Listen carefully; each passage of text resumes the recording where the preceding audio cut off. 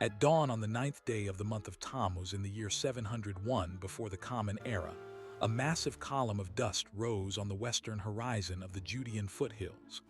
The city of Lachish was the second most important stronghold in the kingdom of Judah, a heavily fortified hilltop town that controlled the road to Jerusalem.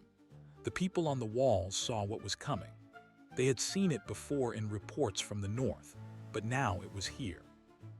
The Assyrian army moved with a precision that had no equal in the ancient world. Thousands of soldiers marched in ordered ranks. Siege engines rolled forward on wooden wheels. Cavalry fanned out to cut off escape. The sun had not yet cleared the hills when the first arrow whistled through the air. Everything seemed normal for an Assyrian campaign. The army had marched from the great city of Nineveh, crossed the Euphrates River, and swept through Phoenicia and Philistia. Kingdom after kingdom had either submitted or been destroyed. Lachish was the next obstacle. The commander was not Sennacherib himself, though the king would later oversee the final stages of the siege from a carved throne on a hill overlooking the city. The initial assault was commanded by the Turton, the second highest official in the Assyrian military hierarchy. At that moment, the battle opened with a barrage from archers and slingers. The defenders on the walls returned fire. For hours, the exchange was a stalemate. Only a few days later, something changed. The Assyrian engineers had been constructing a siege ramp. It was not a makeshift pile of earth. It was a carefully engineered structure of stone, timber, and packed clay, built at an angle that allowed siege towers to be rolled up against the wall at its weakest point. The ramp was finished on the 14th day. At midday, the tower was pushed into position. From its top, Assyrian archers could shoot directly into the defenders on the wall. Below the tower, battering rams crashed against the stone. The defenders poured boiling oil and dropped heavy stones. They tried to set the tower on fire by throwing torches. The Assyrians responded by covering the tower with wet animal hides. The fighting continued for days. What happened next changed the course of the siege. The Assyrians did not rely on frontal assault alone. They had sappers digging tunnels beneath the wall. While the defenders focused on the ramp and the tower, the tunnel reached the foundation. The wall collapsed in a section 50 feet wide. The Assyrian infantry poured through the breach. The defenders fought hand to hand in the narrow streets, but they were overwhelmed. By the evening of the 17th day, Lachish was in Assyrian hands. The survivors were brought before Sennacherib. Some were impaled on stakes along the road leading to the city. Others were enslaved. The city was burned. The smoke was visible from Jerusalem, 20 miles away. The fall of Lachish is recorded in multiple sources. The Hebrew Bible mentions it in the books of Kings and Chronicles, but the most detailed record comes from the Assyrians themselves. Sennacherib ordered the walls of his palace at Nineveh to be carved with a series of reliefs depicting the siege of Lachish. Those reliefs, now in the British Museum, show every stage of the assault. The army marching, the ramp being built, the towers, the archers, the hand-to-hand combat, the prisoners being flayed alive. The Assyrians wanted the world to see what happened to those who resisted.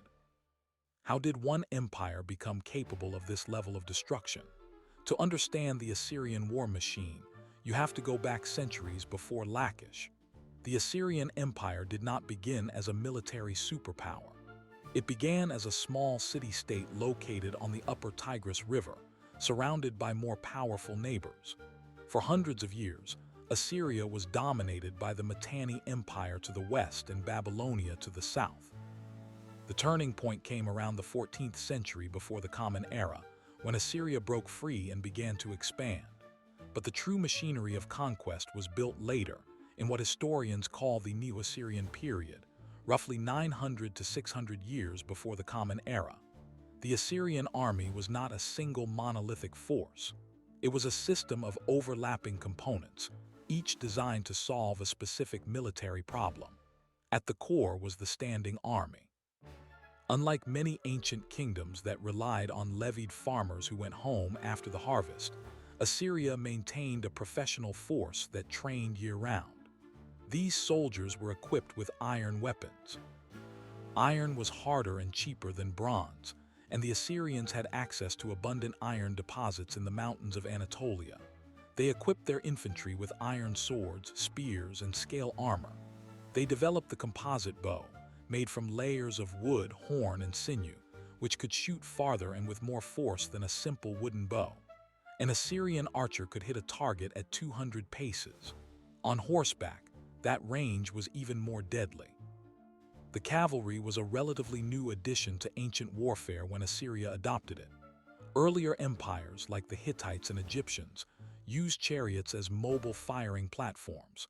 But chariots were heavy, required flat ground, and were difficult to turn. The Assyrians learned from the nomadic peoples of the Iranian plateau how to ride horses effectively in battle. They developed light cavalry that could scout, harass, and pursue fleeing enemies. Later, they added heavy cavalry armed with lances, capable of charging infantry lines. By the time of Sennacherib, the Assyrian cavalry was the most effective in the Near East. But the most terrifying part of the Assyrian military was not the weapons or the horses. It was the organization. The Assyrians were the first empire to create a true logistical system. They built roads connecting their provincial capitals to the heartland. Along these roads, they established way stations stocked with food, water, and spare horses. When an army marched, it did not have to live off the land in a way that slowed it down. It moved fast. Speed was a weapon. An Assyrian army could cover 20 miles a day, twice what a typical ancient army could manage.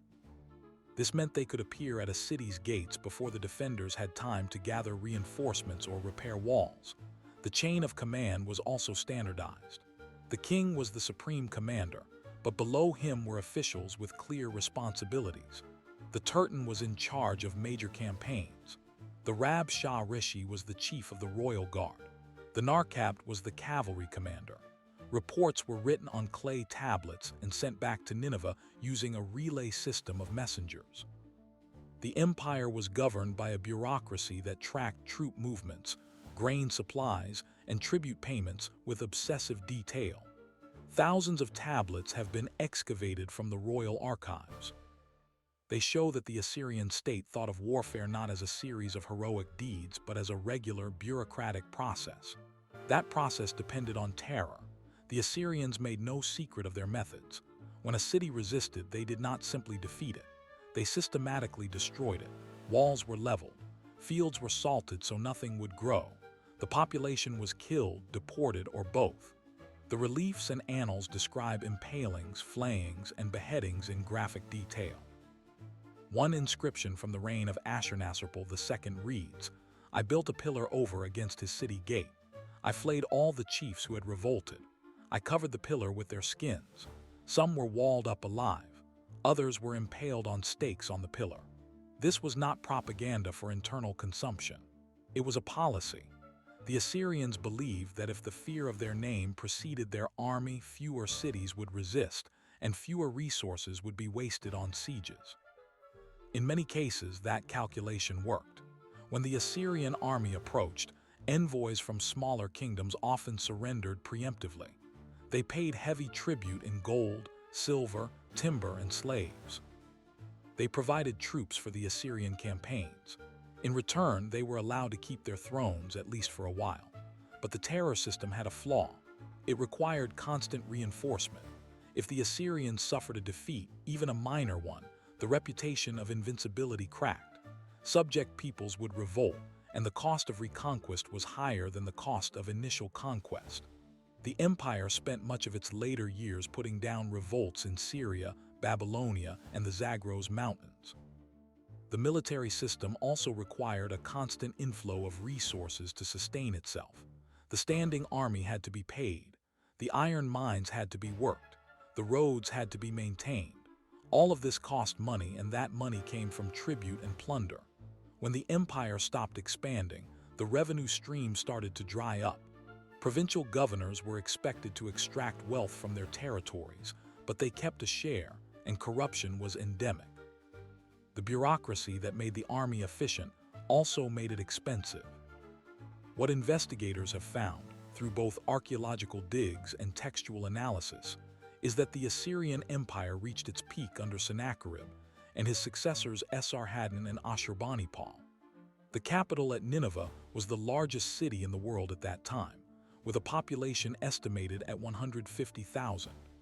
The royal library contained tens of thousands of tablets covering astronomy, medicine, law, and history. The walls of Nineveh were 7.5 miles long and as high as a 6-story building. It seemed impregnable, but systems fail. The Assyrian war machine was designed for expansion, not for sustainability. It had no mechanism to integrate conquered peoples into a shared identity. Subject populations were deported but not assimilated. They remained separate, resentful, and ready to rebel when the opportunity came. The empire relied heavily on vassal kings who could be trusted only as long as the Assyrian army was nearby. And the army itself was stretched thin. Garrisoning the provinces, defending the borders against the Cimmerians and Scythians, and conducting annual campaigns required more soldiers than the Assyrian population could supply. The gap was filled by conscripting soldiers from conquered groups, a risky practice that diluted loyalty. The crisis point arrived in the late 7th century before the Common Era. Assyria had been weakened by a series of civil wars after Ashurbanipal's death. The Babylonian Empire, which had been under Assyrian control for decades, saw its chance. In 626, a general named Nabopolassar declared Babylonia independent. He formed an alliance with the Medes, a people from the Iranian plateau who had adopted many Assyrian military tactics. Together, they attacked the Assyrian heartland. The Assyrian army fought back, but it was no longer the machine it had been. The professional corps had been bled dry. The conscripts were unreliable. The terror system no longer worked because the Assyrians could not make credible threats when they were losing. The final blow came in the summer of 612 before the Common Era. The combined forces of the Babylonians, Medes, and Scythians laid siege to Nineveh. The city walls were massive, but the attackers had learned from the Assyrians themselves. They built siege ramps. They used battering rams. They breached the gates. In August of that year, Nineveh fell. The Assyrian king, Sin-shar-rishkun, died in the fighting, probably in a fire that consumed his palace. The city was looted and burned so thoroughly that within a generation, Greek historians would refer to Nineveh as a mythical place. When archaeologist Austin Henry Layard began excavating the site in the 1840s, local villagers had no idea that a great empire had once stood there. How could this have happened? The empire that had terrified the ancient world for 3 centuries collapsed in less than 20 years. The answer lies in the very systems that made it powerful. The Assyrian war machine was optimized for conquest, but not for peace. It demanded constant victory to sustain its economy and its reputation. When the victory stopped, the fear dissolved. The subject peoples did not need to defeat the Assyrian army in a single great battle. They needed only to make the empire look vulnerable. Once that happened, revolts erupted on multiple fronts, and the army could not be everywhere at once. The bureaucracy that had tracked every sack of grain and every soldier in the ranks could not prevent the collapse of the ideology that held it together. The Assyrian Empire remains the ancient world's most fully realized example of a state built for war. Its innovations in siegecraft, logistics, and professional soldiering were copied by every subsequent empire in the Near East, including Persia, Greece, and Rome. The ramp at Lachish, the roads across the Assyrian heartland, the relay system for messages, the standardization of weapons and tactics, all became templates for later armies. But the lesson of its fall is just as important. A system designed to crush resistance is not the same as a system designed to endure. The Assyrians built a machine that could destroy almost anything, but they never built one that could hold itself together. In 701, before the Common Era, in the spring, the Assyrian army under King Sennacherib arrived at the walls of Lachish. Lachish was the second most important city in the Kingdom of Judah after Jerusalem. Its fortifications were formidable. The mound rose steeply above the surrounding plain. The walls were thick, built of stone and mud brick, reinforced with towers. The city commanded the road to Egypt. Sennacherib could not afford to leave it intact while he pressed his campaign southward. The siege began in April. Assyrian engineers surveyed the terrain. They identified the southwestern corner of the mound as the most vulnerable point. The terrain there allowed a ramp to be built across the slope. Within weeks, thousands of laborers began hauling stones, earth, and timber. The ramp was constructed under constant fire from the defenders. Archers on the walls rained arrows down on the workers. Assyrian archers and slingers returned fire from behind large wicker shields. The ramp rose slowly, day by day, foot by foot. By the end of the first month, it was high enough to bring battering rams within striking distance of the wall. What happened next is recorded in both Assyrian annals and archaeological evidence. The battering rams were wheeled up the ramp. They were covered in wet hides to prevent fire arrows from igniting them. Soldiers worked the ram in shifts, swinging a heavy beam with a metal head against the stones. The defenders tried to drop burning torches, pour hot oil, and throw large stones. They also built a counter-ramp inside the city, trying to reinforce the wall from the inside. But the Assyrians had faced such tactics before. They brought up more rams. They dug tunnels under the wall. On the reliefs carved later for Sennacherib's palace at Nineveh, the scene is shown in precise detail. The ramp, the rams, the archers, the defenders falling from the battlements. By the end of the second month, the wall collapsed. Assyrian soldiers poured through the breach. The city was captured. According to the Assyrian records, the king of Lachish was flayed alive. The leading citizens were impaled on stakes around the city. The population was deported.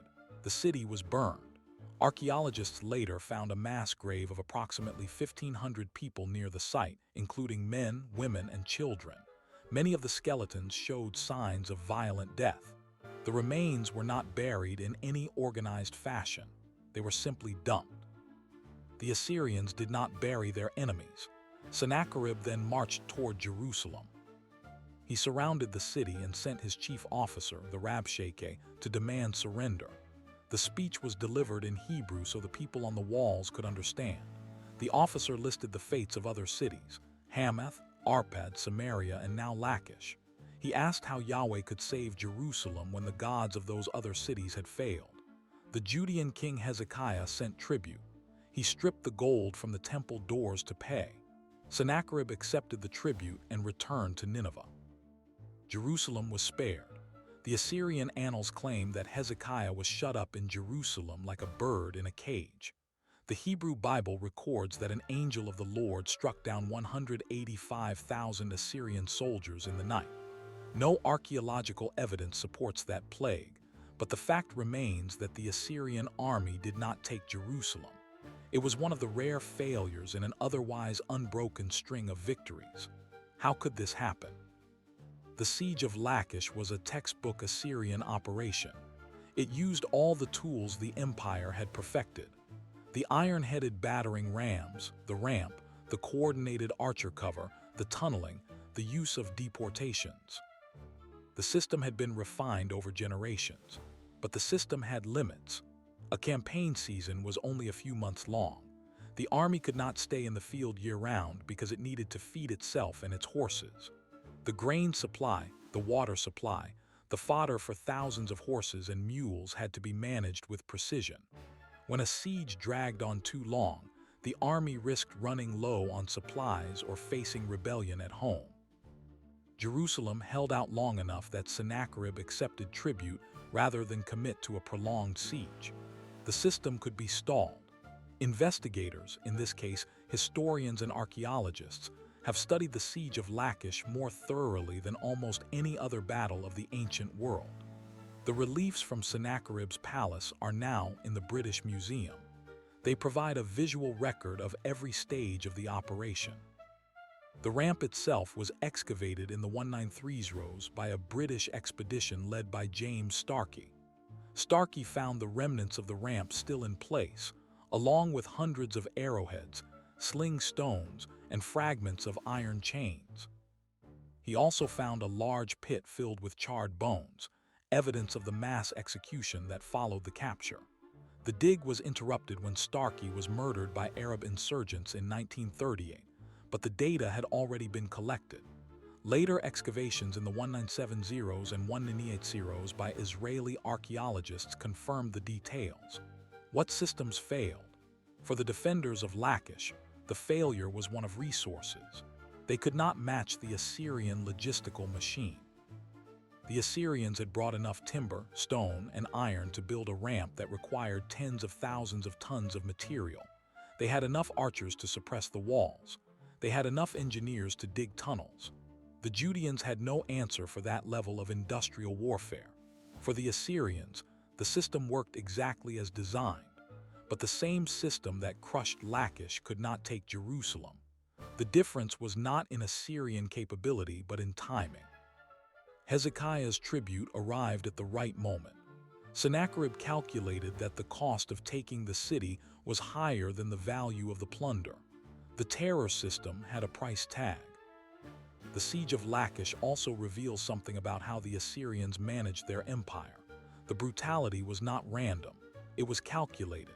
By making an example of Lachish, Sennacherib hoped to intimidate Jerusalem into surrender. In that sense, the terror system partially succeeded. Hezekiah did surrender, paying heavy tribute, but he also retained his throne. The Assyrians often allowed local kings to remain in power as long as they paid tribute and provided troops. The system was pragmatic. It did not require total destruction. It required submission. But the terror system had a long-term cost. Every atrocity created a memory. The Judeans remembered Lachish. The Babylonians remembered the destruction of their temples. The Elamites remembered the slaughter at Susa. When the Assyrian Empire began to weaken, those memories became fuel for revolt. The people who had been deported, enslaved, or humiliated did not forget. They waited. And when the moment came, they struck back with the same ferocity they had learned from their conquerors. In 612 before the Common Era, when Nineveh fell, the Babylonians and Medes made sure the destruction was total. They did not leave a single palace standing. They did not spare the temples. They burned the library. They broke the statues. The reliefs that had recorded Assyrian victories were smashed or buried. The city was left so desolate that the site was abandoned for more than 2,000 years. When Layard began digging in 1845, he found the remains of Sennacherib's palace buried under layers of ash and collapsed mud brick. The reliefs of Lachish were still there, packed in the rubble, their images of ramp and battering ram and impaled prisoners still visible after 26 centuries. What does the Assyrian Empire mean today? It is a case study in the limits of violence as a tool of empire. The Assyrians built the most efficient war machine the world had ever seen. They pioneered siegecraft that would be used by the Romans and by medieval armies. They created a professional army with standardized equipment and a chain of command. They developed a logistical system that could support annual campaigns hundreds of miles from home. They used terror as a deliberate strategy to reduce resistance, but they could not solve the problem of legitimacy. They could not create a shared identity among the conquered. They could not make their subjects want to be Assyrian. The empire was held together by fear and by force, and when the force faltered, the fear evaporated. The question remains, could the Assyrians have done anything differently? Some historians argue that the empire collapsed because it overextended. Others point to the civil wars after Ashurbanipal's death as the critical failure. Still others argue that the empire was simply unlucky, that the rise of a unified Babylonia under Nabopolassar and an aggressive Median kingdom under Cyaxares created a coalition that no single power could withstand. All of these explanations have merit, but the deeper issue is structural. The Assyrian state was built on conquest. It had no peacetime economy. Its elites were military officers. Its religion glorified war. Its art depicted violence. When the conquest stopped, the state had no purpose. It could not transition to peace because peace was not part of its design. The archaeological record supports this. In the decades before the fall, there are signs of strain. The tribute demands became heavier. Provincial governors began to rebel. The army started to rely more heavily on foreign mercenaries. The royal inscriptions grew longer and more boasting, as if trying to convince the audience of a strength that was fading. The reliefs became more violent, as if the brutality needed to be depicted in ever more graphic detail to maintain its effect. The system was consuming itself. In 609 before the Common Era, the last Assyrian king, Ashurubal II, was defeated at Haran. He had attempted to hold a remnant of the empire in the west with Egyptian help. The Babylonians pushed him out. He fled across the Euphrates. After that, the Assyrians disappear from history. No more inscriptions, no more kings, no more army. The empire simply ended.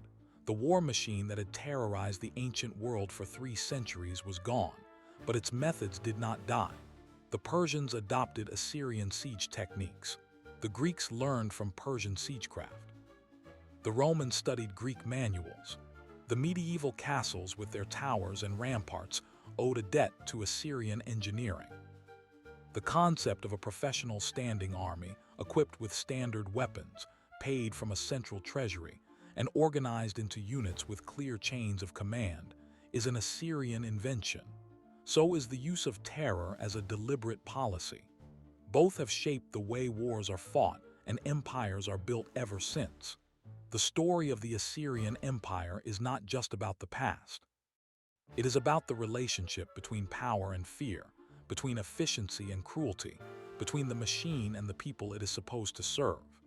The Assyrians built a machine that could destroy anything, but they never asked themselves what they would do when there was nothing left to destroy. That question remains unanswered. On a winter day in 1853, a British archaeological team led by Hormuzd Rassam dug into the ruins of Nineveh. They were working for the British Museum, following up on Layard's earlier discoveries. Rassam was digging in the palace of Ashurbanipal when his workers struck a layer of baked clay tablets. At first, they seemed unremarkable, fragments packed in dirt. But as the dig continued, the scale of the find became clear. This was not a cache of a few dozen tablets. It was a library. Tens of thousands of tablets stacked in organized shelves had collapsed when the palace burned. The fires had baked some of the clay harder, preserving the writing. What happened in that library was not an accident of preservation. It was a deliberate act of state. Ashurbanipal, the last great Assyrian king, had ordered scribes to travel the empire collecting texts. They copied tablets from Babylon, from Nippur, from Uruk. They brought back religious incantations, astronomical observations, medical recipes, royal inscriptions, administrative records, and literary works. The most famous piece recovered was the Epic of Gilgamesh, a story older than the Assyrian Empire itself. The library contained the recorded knowledge of Mesopotamia, gathered for the king's own use.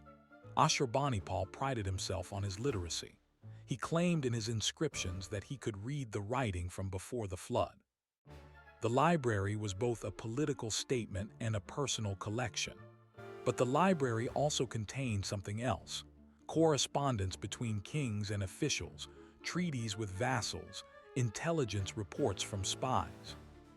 These tablets allowed historians to reconstruct not just the grand events but the daily workings of the empire. They revealed how the Assyrian administrative system functioned. Provincial governors reported regularly to the capital. Tax revenues were recorded. Troop movements were documented. The system was bureaucratic, centralized, and efficient. But it was also fragile. The tablets show that in the final years of the empire, the reports became more desperate. Letters from governors begging for reinforcements, requests for supplies that were not arriving, reports of enemy movements that the central government seemed unable to counter. The discovery of the library changed how modern scholars understood the ancient world. Before the 1850s, Assyria was known only from brief mentions in the Bible and from classical authors like Diodorus Siculus and Herodotus. Those sources were fragmentary and often inaccurate. The library provided a direct window into Assyrian civilization. It showed that the Assyrians were not merely the brutal conquerors described in biblical accounts. They were also builders, administrators, engineers, and scholars. They had a sophisticated understanding of medicine. They observed the stars and recorded planetary movements. They developed a legal system that distinguished between different types of crimes and punishments. The decipherment of the cuneiform script was itself a detective story. By the time Rassam found the library, scholars had already made progress in reading the script. A German teacher named Georg Friedrich Grotefend had cracked the Old Persian cuneiform in 1802 by comparing royal names. Henry Rawlinson, a British army officer, had climbed the cliff at Behistun in Persia to copy a trilingual inscription. In the 1840s and 1850s, Rawlinson and others used that inscription to unlock Akkadian, the language spoken by the Assyrians and Babylonians. The library tablets were written in Akkadian, using a syllabic script with hundreds of signs.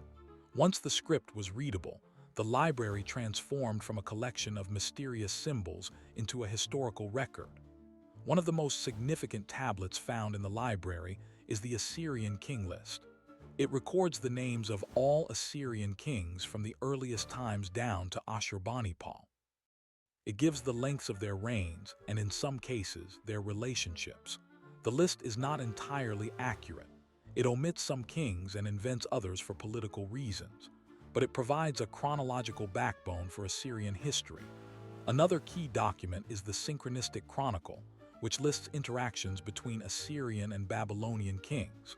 These tablets help historians cross-check events against other sources, but the library also contained darker material.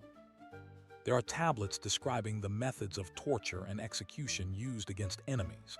There are letters from officials describing the deportation of defeated populations. There are records of the distribution of plundered goods.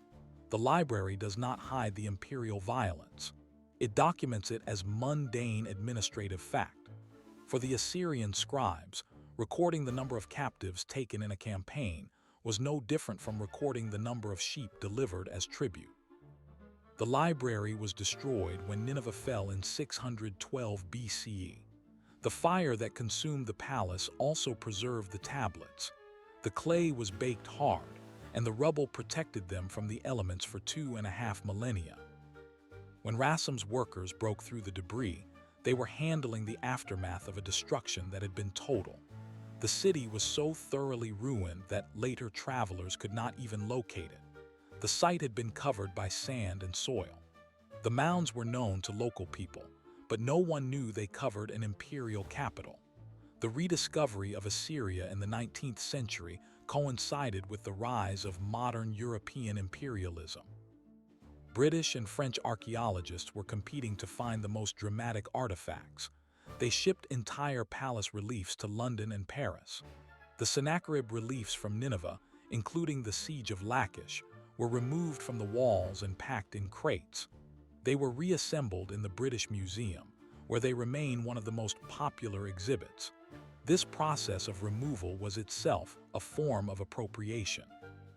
The artifacts were taken from the territory of the Ottoman Empire, which had little control over the archaeological sites. The local population had no say in what was taken or where it went. The cultural heritage of Iraq was scattered across museums in London, Paris, Berlin, and New York.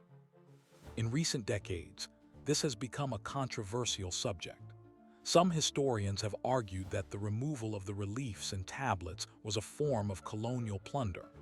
Others have argued that the artifacts were better preserved in European museums than they would have been in the conflict-ridden region.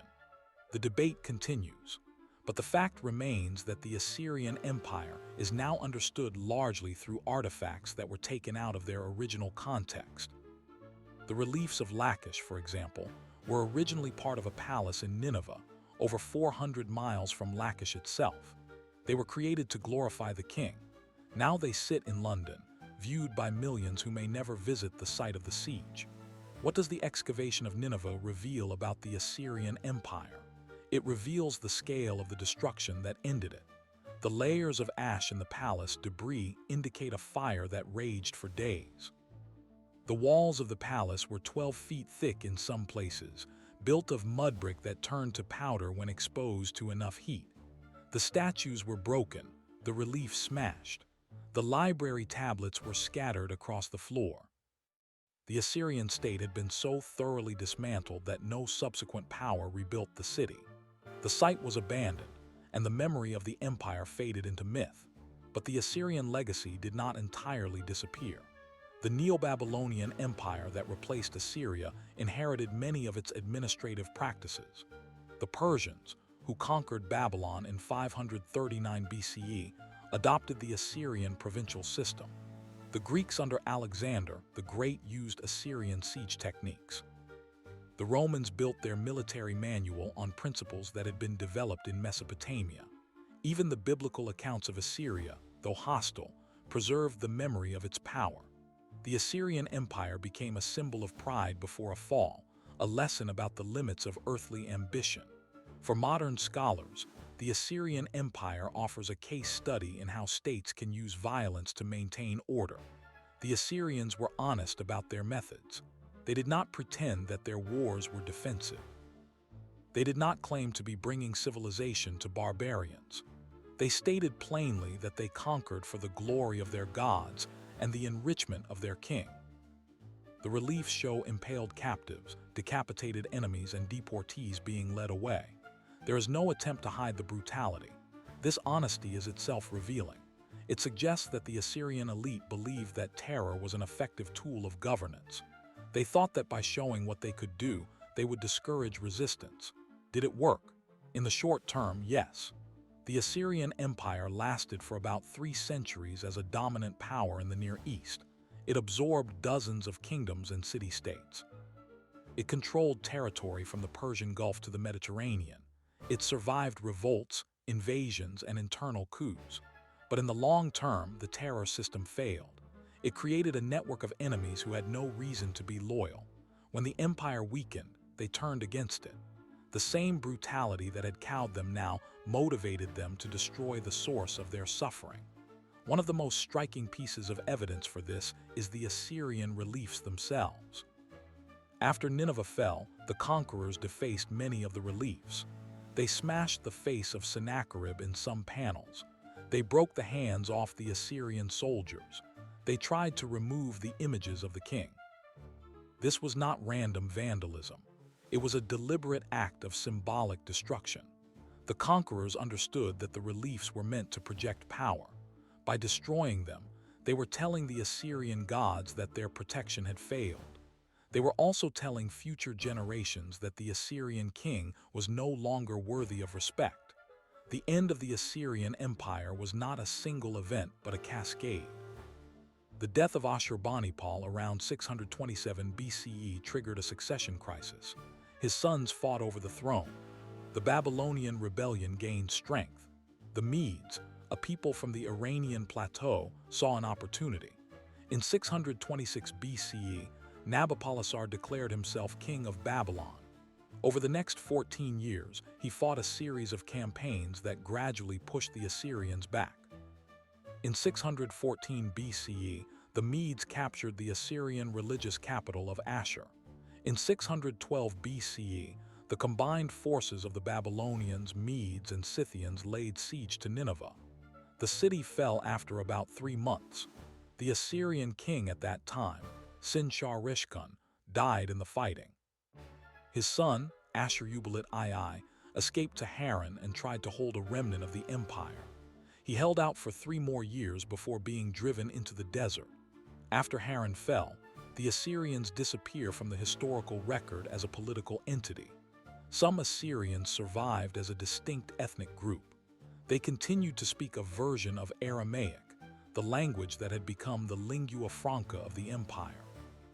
Today, there are still Assyrian communities in Iraq, Syria, Iran, Turkey, and the diaspora. They maintain their own churches, traditions, and language. They are one of the oldest continuous ethnic groups in the world, but they no longer have a state. The empire that once ruled the Middle East is reduced to a minority population, often persecuted in the modern era. The story of the Assyrian Empire is not just about the past. It is about the nature of power and the consequences of violence. The Assyrians were not the only empire to use terror. The Romans crucified thousands. The Mongols massacred entire cities. The Nazis industrialized genocide. The Assyrian Empire is the earliest documented case, and it is the most explicit. The reliefs do not hide what happened, they display it. The modern world can view them and ask, what does it mean to build a state on fear? Is there any way to justify the brutality for the sake of order? The Assyrian answer seems to have been yes, but the historical answer is less clear. The empire collapsed, and its methods did not save it. In the end, the Assyrian Empire is a cautionary tale. It shows that military efficiency alone is not enough to sustain a state. An empire needs more than conquest. It needs legitimacy. It needs a reason for people to remain loyal beyond fear of punishment. The Assyrians never solved that problem. They tried to solve it through terror, but terror only works as long as the threat is credible. When the Assyrian army stopped winning, the threat evaporated. The subjects who had been kept in line by fear became enemies. The machine that had been built to conquer could not adapt to peace, and so it broke. On the 5th of December, 1853, the British Assyriologist Hormuzd Rassam was digging in the ruins of Nineveh. He had been sent by the British Museum to continue the work of Austen Henry Layard. The site was vast, and much of it remained unexplored. Rassam was not expecting a major find that day. He was working in the northern palace, which had been partially cleared. His team was removing debris from a small room. Then one of the workers struck something hard. It was a clay tablet, then another, and another. Within hours, they had uncovered thousands of tablets. They were the remains of a library. The library of Ashurbanipal had been buried for over 2,000 years. What happened next was not a single event, but a process. The tablets were packed into crates and shipped to London. Many were broken. Some were baked hard by the fire that had destroyed the palace. Others were fragile, crumbling at the touch. The scholars who first examined them had no idea what they contained. Cuneiform had not yet been fully deciphered. Over the next few decades, the tablets were slowly translated. They contained royal annals, religious texts, legal documents, medical recipes, astronomical observations, and literature. Among them was the Epic of Gilgamesh, one of the oldest known works of literature. The discovery transformed the study of the ancient Near East. It also forced a reassessment of the Assyrian Empire. These tablets showed that the Assyrians were not only warriors, they were also scholars, librarians, and collectors. They preserved the knowledge of earlier civilizations. Without Ashurbanipal's library, much of Mesopotamian literature would have been lost. How did this library survive? The tablets were stored in the palace, but when Nineveh fell, the building collapsed. The fire that destroyed the city baked the clay tablets, making them harder. The debris covered them, protecting them from the elements. Over centuries, the mound grew over the ruins. The tablets lay undisturbed until Rassam's workers found them. The survival of the library was an accident of destruction. The fire that ended the empire also preserved its written heritage. The decipherment of cuneiform was a slow and painstaking process. Early scholars like Henry Rawlinson used the Behistun inscription in Persia to crack the script. By the middle of the 19th century, scholars could read Assyrian texts. What they found challenged the biblical portrayals of Assyria as a purely evil empire. The Assyrian kings recorded their own versions of events. They described their motivations, their religious duties, and their relationships with their subjects. They also recorded their failures. Sennacherib, for example, boasted of conquering 46 cities in Judah. He did not mention that he failed to capture Jerusalem. The biblical account of his retreat is confirmed by his own silence on the subject. The tablets also revealed the administrative sophistication of the empire. The Assyrians kept detailed records of taxes, trade, and population movements. They issued decrees about water rights and land ownership. They maintained a postal system that used relays of mounted riders. The empire was not a chaotic war zone. It was a highly organized state that understood how to manage resources across vast distances. The military was only one part of the system. The bureaucracy was another. At the height of the empire, the Assyrian administration controlled over 2 million square kilometers. That is roughly the size of modern Saudi Arabia. Governing that territory required constant communication. The Assyrians built roads and established way stations. Royal couriers could travel from one end of the empire to the other in a matter of weeks. Messages were written on clay tablets and sealed in clay envelopes. The system was efficient enough that the Persian Empire later adopted it. But the Assyrian system also had weaknesses. The central government depended on a single ruler. If the king was weak, the entire structure wobbled. The reliance on terror meant that conquered populations were never integrated. They were subjects, not citizens. They paid tribute and provided soldiers, but they had no stake in the empire's survival. When the central power weakened, they revolted.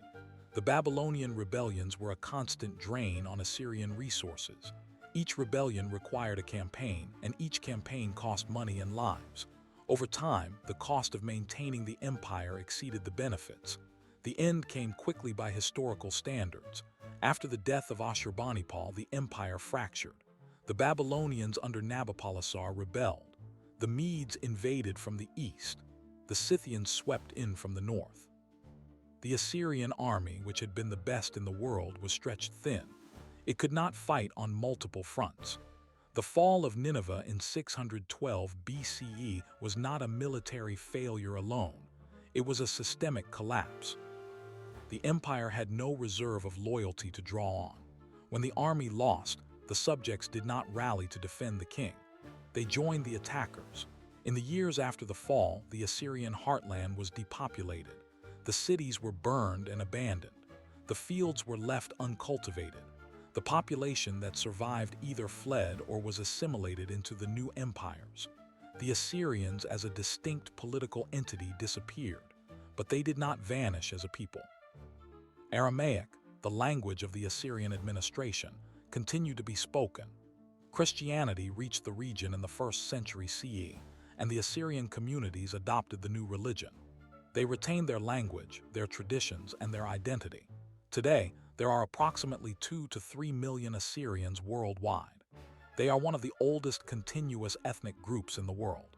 In the 20th and 21st centuries, the Assyrian community has faced repeated persecution. In 1933, the Simele massacre in Iraq killed hundreds of Assyrians. Under the Ba'athist regime, they were discriminated against. In 2014, the Islamic State overran the Nineveh Plains, the heartland of the Assyrian people. They destroyed churches, looted homes, and forced thousands to flee. Many found refuge in Syria, Turkey, or the West. The ancient cities of Nineveh, Nimrud, and Ashur were pillaged. The Islamic State targeted the Assyrian heritage as well as the people. They smashed the reliefs of Sennacherib and destroyed the ruins of the palace. It was a deliberate erasure of history. What does this mean for the modern world? The Assyrian Empire is not just a relic. It is a cautionary tale about the limits of power. The Assyrians built the most efficient war machine of their time, but they could not build a lasting peace. They used terror to control their subjects, but terror is a fragile foundation. The empire fell because it had no allies, only enemies. The same pattern can be seen in later empires. The Roman Empire used similar methods and eventually fell to internal decay and external pressure. The Soviet Union used terror and collapsed when its citizens no longer feared the consequences. The Assyrian model is a recurring theme in history. The artifacts that remain are reminders of both the greatness and the horror of the Assyrian state. The reliefs show the power of the king and the suffering of his enemies. The tablets show the intellectual achievements of the scribes. The ruins show the scale of the destruction. Taken together, they tell a story that is still relevant.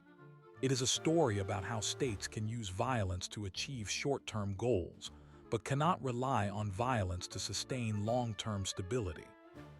It is a story about the importance of legitimacy, consent, and shared identity. In the end, the Assyrian Empire was a machine. It was designed to conquer, to extract, and to intimidate. It worked well for 3 centuries, but machines break. The Assyrian machine broke not because it was attacked by a stronger force, but because it had no resilience. It could not adapt. It could not create loyalty. It could not transform its subjects into citizens. When the parts stopped fitting together, the whole collapsed, and the world moved on. Today, the Assyrian Empire is remembered through its ruins, its texts, and its art. The libraries, the palaces, and the reliefs are studied by scholars and visited by tourists. The memory of the empire lives on, but the lessons are harder to grasp. The Assyrians showed that power can be absolute, but it cannot be permanent. They showed that fear can control people, but it cannot win them over. They showed that an empire built on terror will eventually be consumed by it. These are not ancient lessons. They are warnings for every generation. On the 27th of July, 663 BCE, the Assyrian army under King Ashurbanipal entered the city of Thebes in Upper Egypt. Thebes was the religious and political center of the 25th dynasty, a line of Nubian pharaohs who had ruled Egypt for nearly a century. The Assyrian campaign had begun months earlier, pushing south from Memphis. The Assyrian commanders had crossed the Nile, secured the delta, and pursued the Nubian king Taharka's successor, Tantamani, all the way to Thebes. When the Assyrians arrived, the city's defenses were overwhelmed. The walls were breached. The temple complexes, the palaces, the tombs, all were looted. 2 massive obelisks were removed and later re-erected in Nineveh. The Assyrians took thousands of prisoners, including members of the royal family. The plunder was so vast that it entered the historical record of the Hebrew Bible, where the prophet Nahum described the fall of Thebes as a warning to Nineveh itself. Yet she became an exile. She went into captivity. Her infants were dashed in pieces at the head of every street. What happened at Thebes was not just a military victory. It was the culmination of a strategic pattern that had defined Assyrian expansion for over a century. Egypt had been a persistent rival. The Assyrian kings had attempted invasions before. Esarhaddon, Ashurbanipal's father, had conquered Memphis in 671 BCE, but the Nubian pharaohs had regrouped and recaptured the delta. Ashurbanipal's campaign was intended to end the threat permanently. The sack of Thebes was total. The city was never restored to its former glory. Egyptian independence was crushed for a generation, but the cost of holding Egypt was immense. The Assyrians had to maintain a garrison, supply lines across the Sinai, and a constant stream of tribute from a population that resented foreign rule. The conquest of Egypt drained resources that might have been used elsewhere. The Assyrian army that accomplished this was not a single homogeneous force. It was a composite of professional soldiers, conscripts from conquered provinces, mercenaries, and allied contingents. The core was the king's own guard, the Kisir Shari, which numbered perhaps 10,000 men. These were heavily armed infantry, equipped with iron swords, spears, and composite bows. They wore scale armor and conical helmets. They fought in disciplined formations. Alongside them were chariots, which had been the dominant arm in earlier periods, but were now supplemented by cavalry. The Assyrians were among the first to field large numbers of mounted troops. Horses were bred and trained in the foothills of the Zagros. Cavalry could outflank, pursue, and harass enemy formations with a speed that chariots could not match. The Assyrians also developed siegecraft to a high art. They built battering rams, mobile towers, and sappers who tunneled under walls. The reliefs from Nineveh show these machines in action. Engineers wheeling rams up earthen ramps while archers fire from the towers above. The psychological effect was as important as the physical destruction. Cities that resisted were subjected to systematic terror. Bodies were impaled on stakes outside the walls. Captured leaders were flayed alive. The message was clear: surrender or be annihilated. But the military was only one component of Assyrian power. The empire's ability to project force depended on logistics. The army required food, water, and fodder for horses. The Assyrians built a network of granaries and supply depots along the major routes. They used the Euphrates and Tigris rivers for transport. They requisitioned grain from local governors. In some campaigns, the army moved in 2 parallel columns, one on each side of a river, to maximize foraging. The scale was enormous. A single campaign might involve 50,000 soldiers, plus camp followers, animals, and baggage. Moving such a force across hundreds of kilometers required meticulous planning. The Assyrian kings personally oversaw the preparation of campaigns. They consulted oracles, read omens, and issued detailed instructions to their generals. The annals record the precise numbers of chariots, horses, and siege engines assigned to each operation. One of the most remarkable aspects of Assyrian military organization was the use of foreign contingents. Conquered peoples were not merely suppressed, they were incorporated into the army.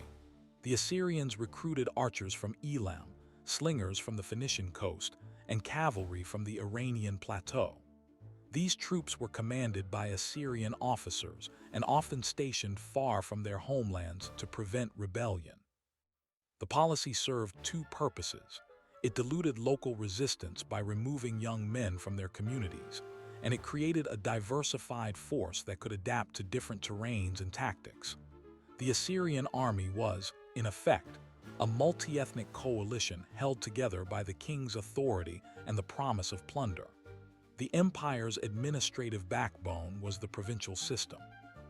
The Assyrian kings divided their territory into provinces, each governed by an appointed official, usually a eunuch or a member of the royal family. The governors were responsible for collecting taxes, maintaining order, and raising local levies. They reported directly to the king through a network of royal messengers. The provinces were not autonomous. The king could remove a governor at will. The system was designed to prevent the emergence of independent power bases, but it also created tensions. Provincial governors often competed for the king's favor.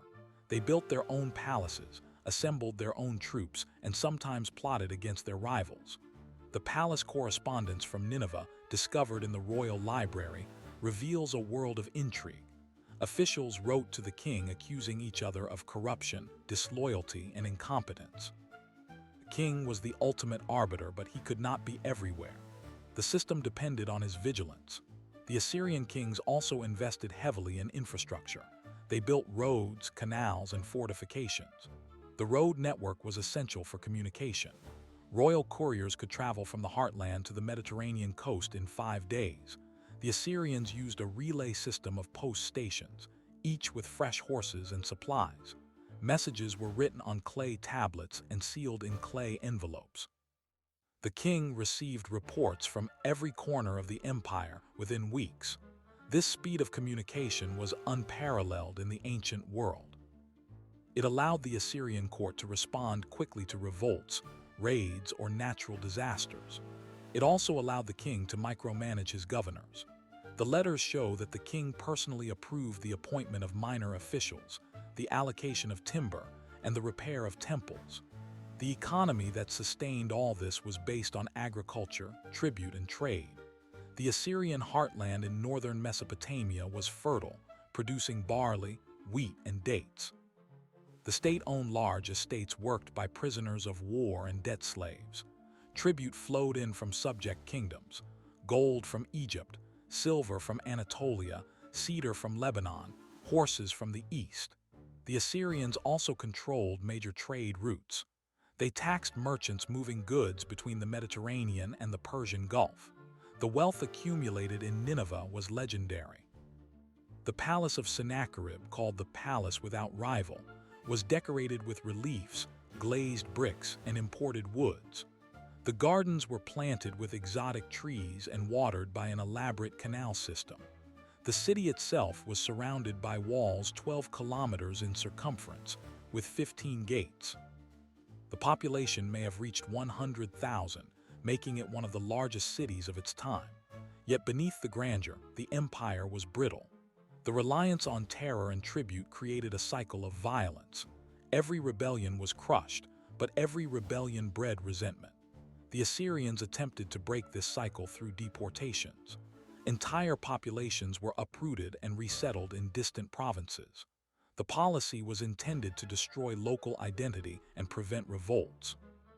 The 10 lost tribes of Israel, deported by Sargon II in 722 BCE, are the most famous example, but the policy had mixed results. Deportees often retained their customs and languages. They intermarried with local populations, but they did not become Assyrians. The empire remained a collection of subject peoples, not a unified nation. There was no shared identity, no loyalty to the state beyond fear. The Assyrians also faced environmental challenges. The heartland depended on irrigation from the Tigris and its tributaries. Deforestation and overgrazing may have contributed to soil erosion and reduced agricultural yields. Some scholars have suggested that the empire's expansion was driven partly by the need to acquire new resources to compensate for declining productivity at home, but the evidence is fragmentary. What is clear is that the Assyrian kings were constantly seeking new sources of wealth. They pushed into the mountains of Anatolia for timber and metal. They raided the Arabian desert for camels and incense. They launched expeditions as far as the Caspian Sea. The empire's borders were never fixed. They expanded and contracted with each reign. The reign of Ashurbanipal from 669 to 631 BCE represented the peak of Assyrian power. He campaigned in Egypt, Elam, Phoenicia, and Arabia. He suppressed a rebellion in Babylon and destroyed the city of Susa. He built the library at Nineveh that would later preserve so much of Mesopotamian literature. But his reign also saw the first signs of strain. The Elamite campaigns were costly and inconclusive. The Babylonians revolted repeatedly. The Assyrian army was overextended. After Ashurbanipal's death, the empire began to unravel. His successors, Ashur-redan-Lilani and Sinshar-Ishkun, faced revolts in the heartland and invasions from the east. The Babylonian chronicles record a series of defeats. In 614 BCE, the Medes captured the city of Ashur. In 612 BCE, Nineveh fell after a 3-month siege. The Assyrian king Sinshar-Ishkun died in the fighting. The empire collapsed within a decade of Ashurbanipal's death. The speed of the collapse surprised contemporaries. The Assyrian army had been the dominant military force for 3 centuries. How could it vanish so quickly? The answer lies in the empire's structural weaknesses. The Assyrian state was a machine built for conquest, not for peace. It had no mechanism for integrating conquered peoples. It had no tradition of political compromise. It depended entirely on the king's authority. When a weak king ascended the throne, the entire system faltered. The provincial governors, the military commanders, and the subject kings all sensed an opportunity. The empire fractured from within before the external attacks finished it. The fall of the Assyrian Empire had profound consequences for the ancient Near East. The power vacuum was filled by the Babylonians and the Medes. The Neo-Babylonian Empire under Nebuchadnezzar II inherited Assyrian military tactics and administrative methods. The Persian Empire later adopted the Assyrian road system, postal service, and provincial governance. In a sense, the Assyrian Empire did not disappear.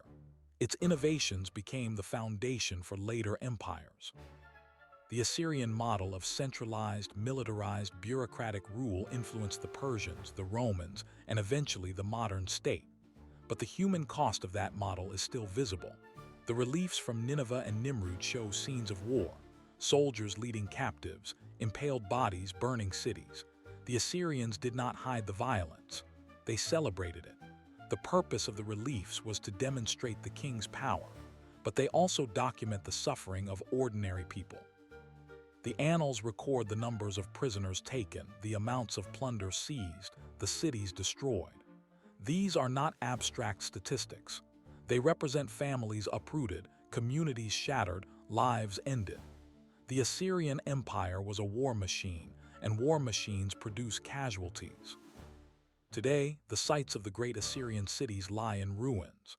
The mounds at Nineveh, Nimrud, and Khorsabad are surrounded by modern towns and cities. Archaeologists continue to excavate, finding new tablets, new reliefs, new insights. The Islamic State's destruction of these sites in 2014 and 2015 was a deliberate attack on cultural heritage. But the damage was not total. Many artifacts had been removed to museums in Baghdad, London, Paris, and Berlin. The tablets and reliefs survive in collections around the world. They are studied by scholars who continue to translate and interpret them. The story of the Assyrian Empire is still being written. What remains after all the battles, all the kings, all the inscribed clay is a question. Why did the Assyrians build such a machine? The answer is not simple. They believed their god Ashur had commanded them to dominate the world. They believed their king was Ashur's representative. They believed empire was a divine duty. But the belief system that justified the violence also blinded them to its costs. The Assyrians could not imagine an empire that did not rely on terror. They could not conceive of a state that ruled by consent. Their imagination was limited by their own ideology, and that limitation was fatal. In the end, the Assyrian Empire teaches us that power without legitimacy is unsustainable.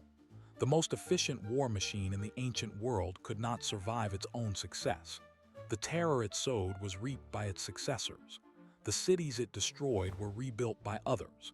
The library that preserved its achievements was buried by its own destruction. The Assyrians wanted to be remembered. They carved their names into stone. They wrote their annals on clay. They built monuments that would last forever. But the memory they left is not only of glory, it is also of cruelty, of hubris, of an empire that devoured itself. The story of the Assyrian Empire is not a story of triumph. It is a story of cycles. Rise, expansion, peak, decline, fall. The pattern repeats. The empires of history, from Rome to Britain to the Soviet Union, have followed similar arcs. Each believed its own power was permanent. Each was wrong. The Assyrian Empire fell in 612 BCE, but its lessons remain. The reliefs in the British Museum show a lion hunt. The king, standing in a chariot, shoots arrows into a wounded lion.